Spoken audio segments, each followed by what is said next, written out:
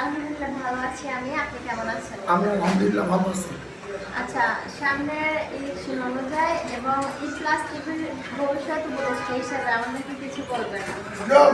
আগামী নির্বাচন খুব কঠিন একটি নির্বাচন, যেহেতু গত কয়েক নির্বাচনে মানুষ জনগণ তাদের আকাঙ্ক্ষিত প্রতীকে ভোট দিতে পারে নাই, যেটা আগামী নির্বাচনে সম্ভব হবে। সবচেয়ে কঠিন হবে ভোটারদেরকে ভোট কেন্দ্রে সুষ্ঠুভাবে নিয়ে যাওয়া। সুতরাং আমরা চেষ্টা করব ভোটারদের ধারে ধারে গিয়ে ভোটারদেরকে 12 তারিখ ভোট কেন্দ্রে এসে যেন তাদের পছন্দের প্রতীকে ভোট দিতে পারে। আমি যেহেতু বাংলাদেশ জাতীয়তাবাদী দল করি, আমি দলের একজন কর্মী হিসেবে আমার দলের প্রতীক ধানের শীষে সকলের কাছ থেকে ভোট চাইছি। আর প্লাস টিভি আগামীতে বর্তমানে আমার আব্বা উপদেষ্টা আছেন, আমার আব্বা পরবর্তীতে প্লাস টিভির যে কোনো প্রয়োজনে আমি সবসময় নিজেকে আপনাদের সহযোগিতায় রাখবো। আপনারাও আমাদের পাশে থাকবেন, আমরা যেন সবসময় আপনাদেরকে পাশে পাই এবং সত্যকে তুলে ধরবেন, ন্যায়ের পথে থাকবেন, এই আশাবাদ ব্যক্ত করছি। ধন্যবাদ।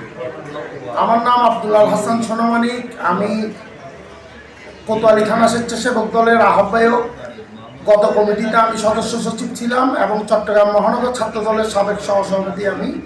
বর্তমানে আমি স্বেচ্ছাসেবক দল কোতোয়ালি থানার আহ্বায়ক হিসেবে দায়িত্ব পালন করছি। অসংখ্য ধন্যবাদ আপনাকে। কেমন আছেন আপনি? ভালো আছি।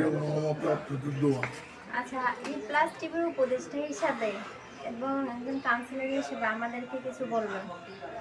আমি তো টিভি আমি অনেকদিন থেকে উপদেষ্টা আছি। আমি তো যে আপনারা যে কর্মকাণ্ড মানুষের পাশে দাঁড়ান সেজন্য আমি গর্বিত।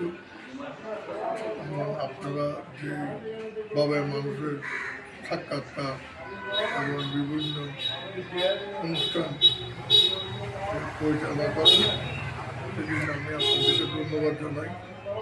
আমি এনার বদল 10 নম্বর ওয়ার্ডের অপর চারবার নির্বাচিত কাউন্সিলর ছিলাম।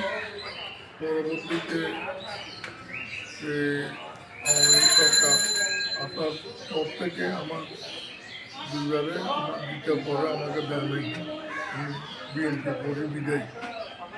আমি চাই আপনাদের টিভি যাতে মানুষের সাফল্য অর্জন করতে পারে, মানুষ গরিব দুঃখী মানুষের পাশে দাঁড়াতে পারে, সেই জন্য আমি আপনাদেরকে অনুরোধ করবো এবং যে সাফল্য আপনারা ইতিমধ্যে পেয়েছেন সে সাফল্য তাদের ধরে রাখতে পারেন, সে ব্যবস্থা করবেন।